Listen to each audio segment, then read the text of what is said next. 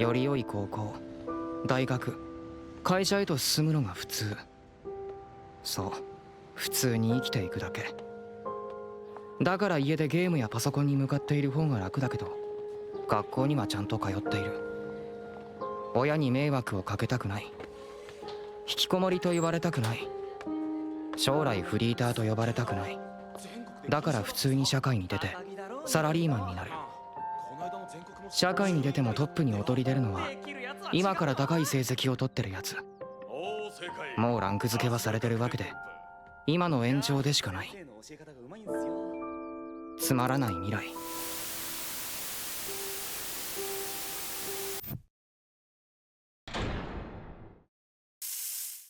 I've never lived in Japan, so its high school system is not part of my lived experience. I don't really understand what it's like to see my performance judged against my peers on the regular, year after year. I do know that the opening quote isn't from Danganronpa, it's from Bakuman. The opening issue Mashiro faces is addressed by taking a gamble outside of the college and salaryman path by delving into the world of manga. But those trials aren't an option worth considering to most. It's certainly not a stable or healthy lifestyle.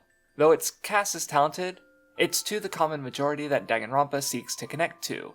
Its everyman protagonists serving as a window, a lens of contrast to the larger cast of super talented kids with their life's course already planned out for them. The anxieties of a typical student like Mashiro are placed in an apocalyptic context. Outside of studying, high school is about the last time the average person is going to be in regular close contact with friends or express themselves through the time they spend.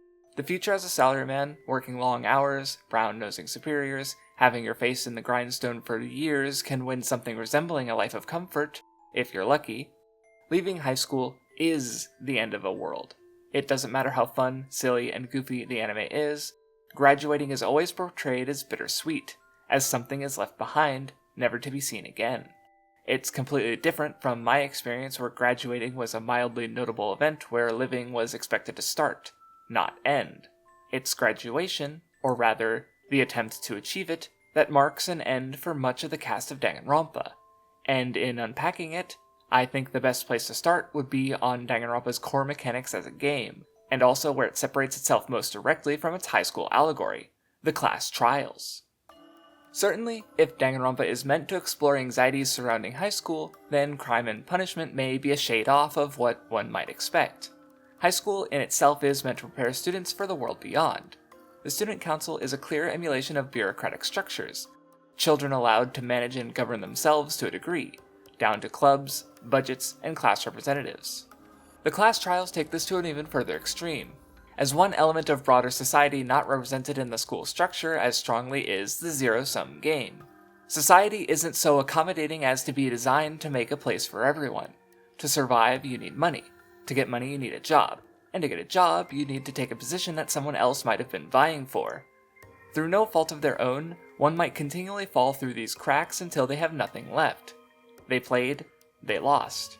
There are winners, thus there must be losers. School is an ideal in contrast to this. It's a place where doing your best might grant you further opportunity, but it won't mean another will risk losing their place in the whole for it. Junko's death game takes that ideal school life and makes it so it can only be escaped by graduation. It's now a game where seeking your own success is at the cost of others.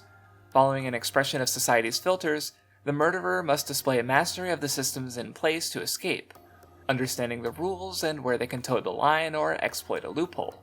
Whether it's school, law, or politics, you play well or you lose. To win, figuratively, you must kill. Grab opportunity not allowed for your competitors and take what they might need as well. As Junko puts it, sometimes the murderers that people forgive are more abnormal than the ones they don't.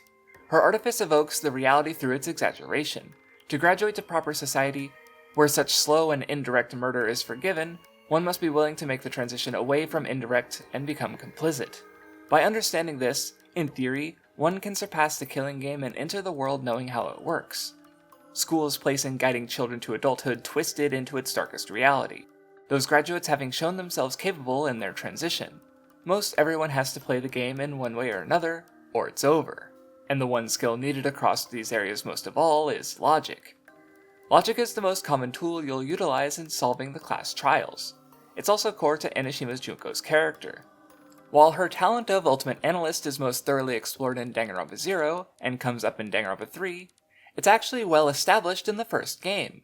In one of the Monokuma theaters, she explains that she could understand the best strategies to use in a video game she'd never played or seen before merely from observation. Junko was born into the world in despair, able to pick it apart endlessly, to recognize all its patterns and lay all possible outcomes bare. The world of logic is where she could make herself its queen of destruction. Logic is everything, after all. Through her talent, Junko becomes master not just of the killing game, but of the world, bringing about its apocalypse through her understanding of humanity, its systems, and its values. Through her absolute knowledge, she becomes an analog of fate, not as a goddess figure, per se, but rather because she herself is challenging it. She's only alive because she doesn't know if she believes in fate or not. Retroactive to the events of the first game is the events of Danganronpa 0, where Junko's scheme becomes a machination of fate for Yasuke. She made his mother lose her memory of him. Junko pulled him out of his isolation after his mother's death, a failure of the doctors she was entrusted to. Junko had destroyed the sandcastle she made and caused a local uproar. She incited the reserve course with the first killing game through Kamakura Izuru. She drove the one she loved the most to his deepest despair. But while she spun the webs, he let himself be strung along. She declared that the choice was his, suggesting that he had autonomy. But those choices for Junko's sake, such as the murder of Murasame and the removal of Junko's memories, were all for the good of another rather than himself. For his inability to make a choice not for the sake of Junko, for not being able to challenge her, he would be forever trapped deferring the impetus behind his choices to the one who controlled his fate. In his love, he tried to cling to his own hope, no matter how much doing so would cause pain and death. Logic is Junko's strength, and yet the motives of Danganronpa 0 are those of love. Yasuke's humanity was not just in his love of Junko, but his ultimate need for logic, everything crumbling to despair once the basis for his worldview is split apart. And in that, I believe the motive carries over to Danganronpa 1. Junko claims she loves her classmates, something that flies in the face of her horrible death game. Part of this is her desire to experience deeper despair. Yasuke was the one person she loved the most, and in her hope for despair, she made him suffer and die. Yet she also doesn't fully believe that fate is immutable. While Yasuke ultimately made the choice that cemented him within Junko's scheme, I believe the events of Danganronpa 1 are meant to be the same, as Junko puts those she loves in a conflict of logic and emotion to challenge her perception of fate. Though Makoto is her counterpoint, the one to ultimately overcome her challenge, the conflict of logic and emotion is much more strongly represented in Kuukyo, one who also has her memories altered much like Ryoko. She's a detective serving as the Holmes to Makoto's Watson, mentoring him through the game so that he could survive it. In the murder mystery, even without her memory, she's always on top of it, the systems of logic within her mastery. Yet she's not blind to emotion or the irrationality of the human mind, ensuring Makoto was aware that Sayaka had tried to protect him in her last moments. She straddles the line between the cold logic that Junko is born into and the warm humanity Makoto embodies. Caught between two extremes, as much as she captures their strengths, she's just as susceptible to their limits. Logically, she's held back by her emotion as she's confronted with the legacy and remains of her father Jin. Having only come to hope speak to cut her ties with him, she comes to find that Makoto understood him better than she ever had by guessing his password was her full name, simply through recognizing the near universality of a parent's love for their child. Kyoko knew the world she'd seen and the deductions she'd made, but her feelings of abandonment tinged her reading and emotional bias and left her blind, even knowing her past self had stayed at the school under Jin for 2 years despite having come to the school for the same reason. Makoto choosing not to confide in her as a means to protect Sakura legitimately stung, regardless of how good a reason he had, until she got over herself, her emotional response further stressing an already difficult situation. And emotionally, she was held back logically as she faced the world's end. It made the most sense to remain at the school in comfort while the world continued to smolder, but Makoto paid her back. He'd been pushed forward by her advice before, helping her to remember that not knowing doesn't mean one can't try to understand. Makoto was able to pull every one of his allies onto the right path. Regardless of the outside world, the only way they could pay forward what they'd been given, the only way they could truly strive for what they wanted, was by deciding it for themselves. Makoto is the ultimate hope, but while his forward-thinking outlook is key, it's not his only talent. much like Junko isn't only ultimate despair. He is lucky, after all. Nagito might spell the talent out, but the same mechanics are plain as day for Makoto from the first free time event with Sayaka. His unlucky assignment of animal duty on the day a crane wandered onto campus led to his fortune when Sayaka took notice of him. And never mind the importance of the stuck bathroom door in proving his innocence.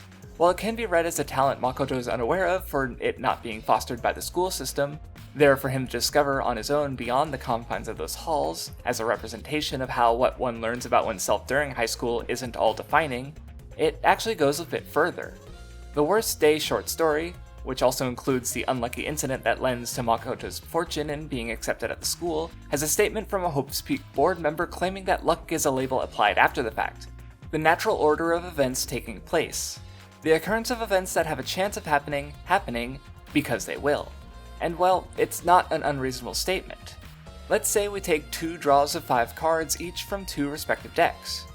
The odds of getting this royal flush is 4 possible hands out of nearly 2.6 million hands. A probable event, however, will always happen. In truth, both of these hands are just as unique, much like every card in a deck. It's the rules of poker that alters the value of these equally unique hands. To step back and apply this same idea to the universe, everything is just an assortment of particles. Things just happen as a natural order of events. Any assignment of meaning is folly.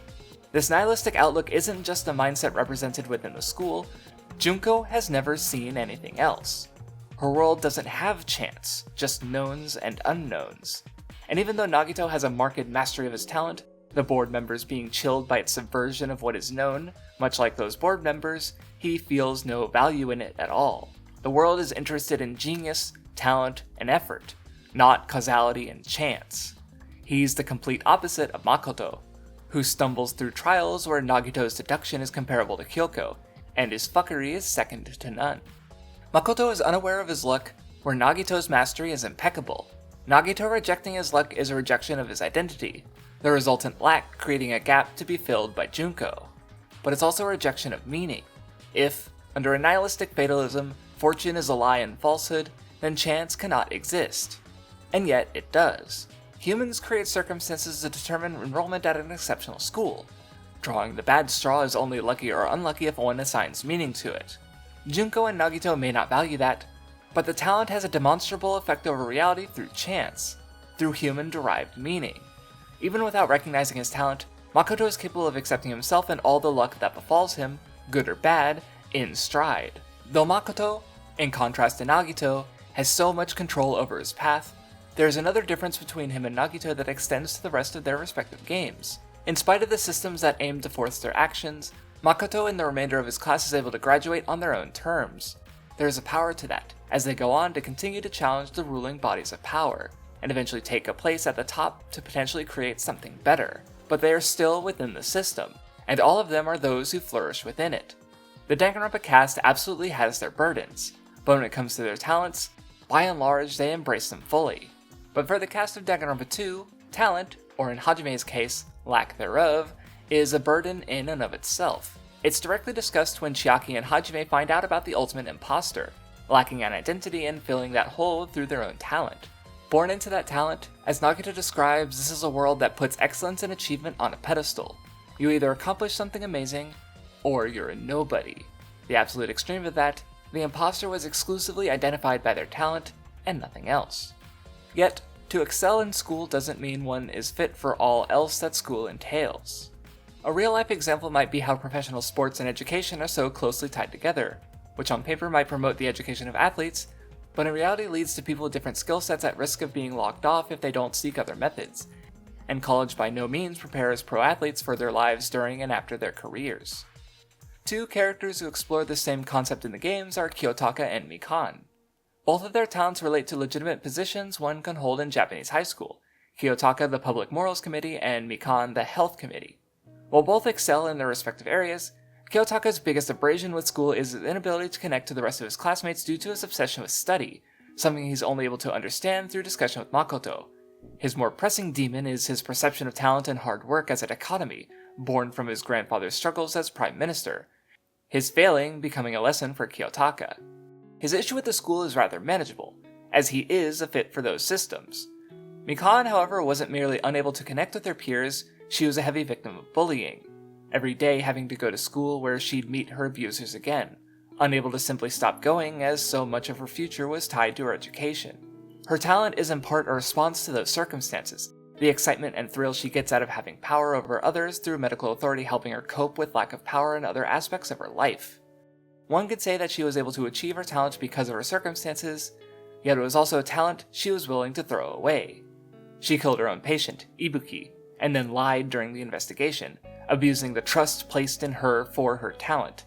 Nagito remarked that this was when she no longer deserved to be called an ultimate nurse, but ultimate despair. Rather than embody the world's hope in fulfilling her talent, she rejected it for her love of Junko, who accepted her as she was, something no one else had done for her. Kiyotaka isn't kept from healthy human connection by his talent, or kept from his talent by human connection. If anything, it was irrelevant. But for Mikan, her desire for human connection, and the talent that gave her a place at Hope's Peak, a place in the world at large, was ultimately unfitting. And so many of the other characters have their own burdens for the positions allowed by their talent. Tanaka connected more easily to animals than people, putting on a persona specifically to keep others away.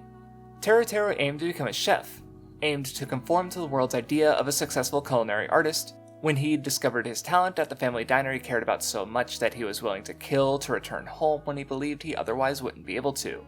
Fuyuhiko and Peko were kept from friendship by their positions as master and servant, which was the only reason Peko had been placed at his side in the first place. Ibuki stresses to Hajime that the most important thing for a band isn't playing well, it's getting along with each other, and that was an aspect she failed at. It may not be universal amongst the cast, but it's also key to the most important characters that their talents, their natures, didn't align with the world around them.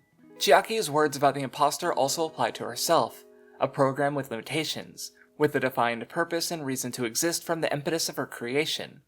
And it's also true of Junko, born into despair without the ability to see anything else. In continuing to Hope's Peak and exploiting it, Junko comes to connect with fellow talents, fellows like her born into their own personal despair, those she loved and those she used. While the cold, callous world of Hope's Peak creates a class that falls utterly to Junko's schemes, Makoto, confident in himself and able to go with the flow, has his strengths, but the first result of his attitude happened before the game even started, and the results were shown well before the end of Junko's scheme. Junko's seeds of her despair, her motives, were meant to twist the world's hope into giving a school-sanctioned murder so they can reclaim that which society offers in its social contract and their phenomenal talent: freedom, esteem, wealth. By twisting everything to despair, Junko achieves that which she cannot predict, and in that lack of prediction, her defeat is set into motion, starting when Makoto has a bit of bad luck with a crane, guiding it out of the school and earning the eye of Sayaka. To him, it was just a bad day, one he still met head-on and did as was asked of him. Sayaka didn't really understand that, but seeing the quality of Makoto's earned her attention.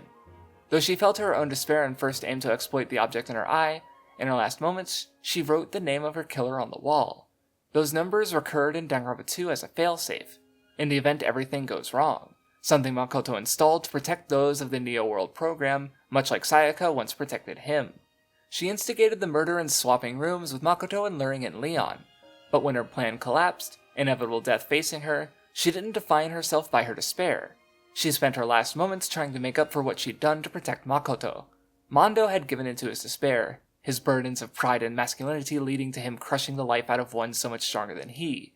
But rather than escape a murder scene that shouldn't have happened, with Chihiro in the boys' changing room, he created so much of the evidence used to indict him by aiming to protect the secret Chihiro had kept buried for so long.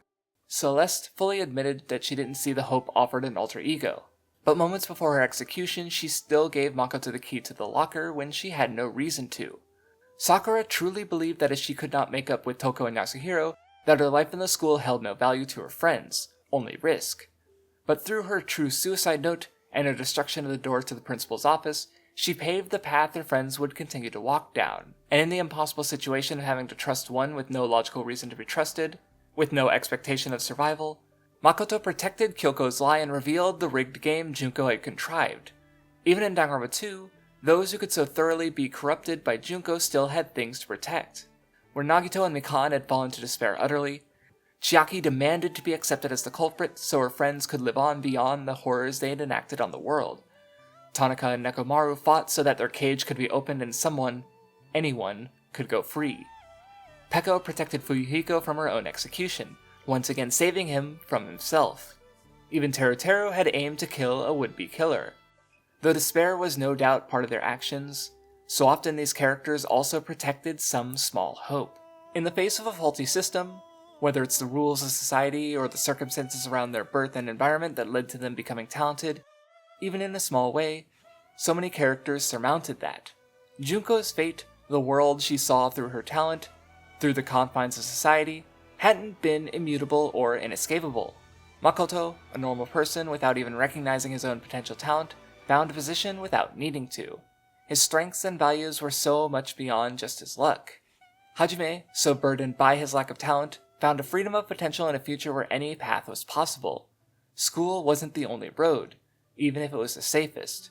The life of a freeder, the life of a high school dropout, was something Junko could not comprehend. That someone would willingly go through despair because there might be hope at the end was exactly the unpredictable ending Junko was looking for, and yet she was never satisfied. She went on and on about wanting to enjoy the unexpected, but exactly as Kamakura Izuru warned, chaos in itself is just another kind of order. She allowed for the seeds of her own failure in Danganronpa 1, and I have 2 potential readings for her final execution, both meaningful in themselves. The first is that the machine failing was totally unexpected to her, worth observing because her joy is in the build-up, not the execution. For all her desire to find something new and unexpected, when actually faced with it, she was confused, not happy. The second reading also ties into that of the second game. The final time we see Junko chronologically in the entire franchise isn't the Monokuma stinger of Danganronpa 1, the unceremonious removal of the Junko AI from Kuro and Shiro, or even the destruction of her large avatar. It's the image of her on a cell phone screen, lamenting that she's even grown bored of losing. In contrast to Danganronpa 1, I don't believe this ending was in her mind as a potential outcome, making her refusal of that outcome all the more impactful. She got exactly what she claimed to have wanted, but never really wanted it. The enjoyment she got from the world was when everything went exactly as planned. She hoped for that despair, and despair was what she got. Makoto was placed in the same sort of faulty system Junko saw fit to mock, yet was able to surmount its extremes. Hajime saw the world through her eyes in a form that represented everything he'd wanted from Hope's Peak, yet never accepted the world as she saw it.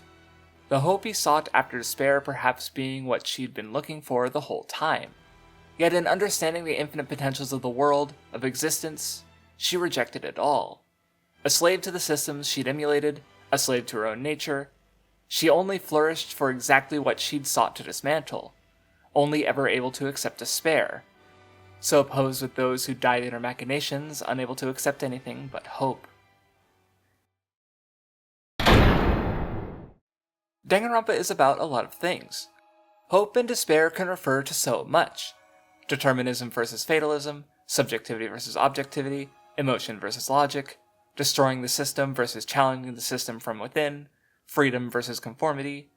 It's exactly in that multiplicity that I think the strength of the series lies, and V3 is very much about that. V3, in its discussion of truth and lies, also discusses fiction, a lie that still tells its own truths. In doing so, it takes so much of the iconography and presentation of Danganronpa and twists it into the same oppressor that Junko embodied. The opening theme, once a song of triumph, becomes a crushing tone aiming to quash the meaning out of Shuichi's existence. What's more meaningless than a conflict that wasn't real in the first place? Hope and despair become empty ideologies of a never-ending conflict, resulting in very real death acted out for esteem and wealth. But even as it props up effigies of hope and despair only to topple them, I've always felt that it never once rejected the messages of the original games. Fiction is powerful and can affect reality through people. Danganronpa is one such work of fiction for me. In dismantling its own symbols and terms, rather than highlight their supposed meaninglessness, to me it heightens what Danganronpa has always been about. Makoto, Hajime, Komaru, and Shuichi all see the world and act out their own meaning and values within it. What do hope and despair mean? What does the gameplay offer? Although man's fate is simply to perish, he can triumph over it by inventing purposes, projects, which will themselves confer meaning both upon themselves and upon the world and objects, all meaningless otherwise and in themselves. Man surmounts death by creating purpose and meaning to assert their own existence. Danganronpa is not only an assertion of its own, but by creating and then breaking down its own multifaceted conflicts, it demands the reader assert their own values and meanings in their reading of Danganronpa. To a degree, I think this is something I believe to be true of all art, of all processes of reading. I don't believe this reading is the final say. It might not even be my final say, but it is meaning. And to me, that ability to assign meaning and value in an uncaring universe is so very beautiful. Hey, just a reminder that you should check out my Patreon. Aside from supporting me, which can give me money to help pay editors, you can get access to my patron-exclusive Discord where you can see what videos I've got in mind coming out. Either way, thank you for watching, and keep your eyes peeled for more videos coming out soon.